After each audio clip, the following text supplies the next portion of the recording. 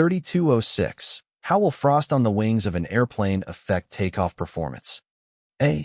Frost will disrupt the smooth flow of air over the wing, adversely affecting its lifting capability.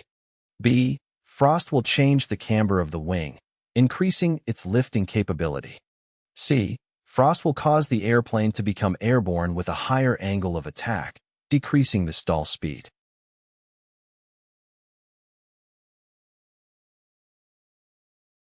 The correct answer is A. When frost forms on the wings of an airplane, it creates a rough and uneven surface. This disrupts the laminar flow of air over the wing, which is necessary for generating lift. The rough surface of the frost causes the airflow to separate from the wing earlier, resulting in a decrease in lift and an increase in drag. The presence of frost on the wings increases the aircraft's stall speed, meaning it will require a higher airspeed to generate enough lift to become airborne. Additionally, the control surfaces such as ailerons and flaps may also be affected by frost, leading to reduced effectiveness and compromised maneuverability. Frost on the wings can have a significant impact on the aircraft's takeoff performance, increasing the risk of a longer takeoff roll, reduced climb performance, and potentially preventing the aircraft from becoming airborne at normal takeoff speed.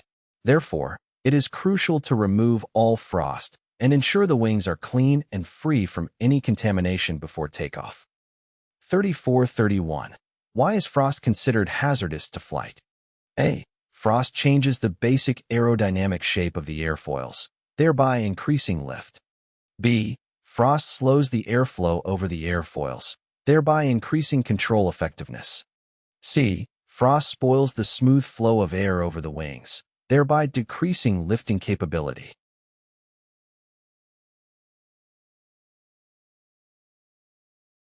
The correct answer is C. When frost forms on the wings of an aircraft, it creates a rough and uneven surface. This disrupts the laminar flow of air over the wings, which is crucial for generating lift.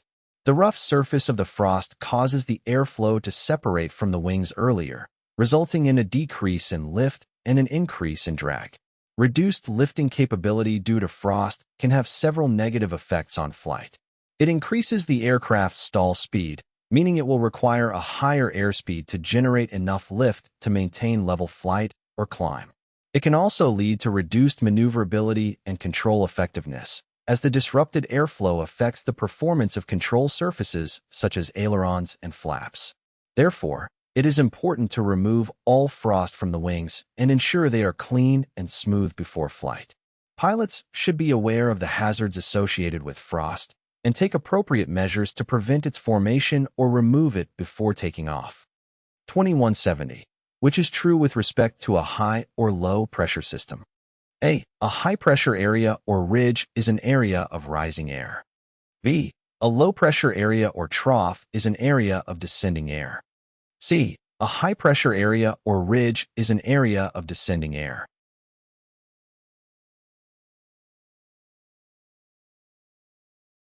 The correct answer is C. High-pressure systems are characterized by higher atmospheric pressure compared to their surrounding areas.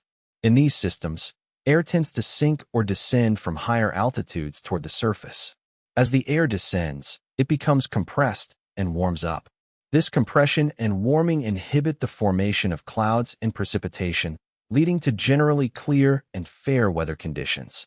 On the other hand, low-pressure systems, also known as troughs, are characterized by lower atmospheric pressure compared to their surrounding areas. In these systems, air tends to rise from the surface to higher altitudes.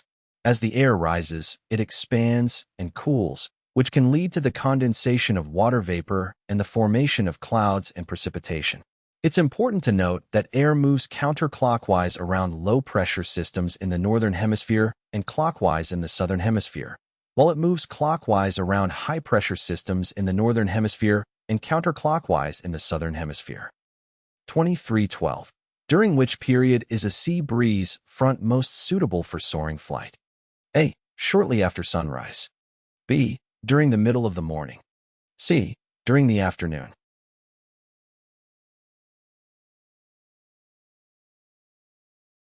The correct answer is C. A sea breeze front is a boundary that forms between cooler air moving inland from the sea and warmer air over the land. It occurs due to the temperature difference between the land and water surfaces. The sea breeze front is most suitable for soaring flight during the afternoon. In the morning, shortly after sunrise, option A, the temperature gradient between the land and sea is usually not as pronounced. The land has not had enough time to heat up, and the sea breeze front may not be well-defined or strong enough for optimal soaring conditions. During the middle of the morning, option B, the sea breeze may be starting to develop, but it is usually not at its peak strength. The temperature gradient is still building, and the sea breeze front may not provide the best soaring opportunities.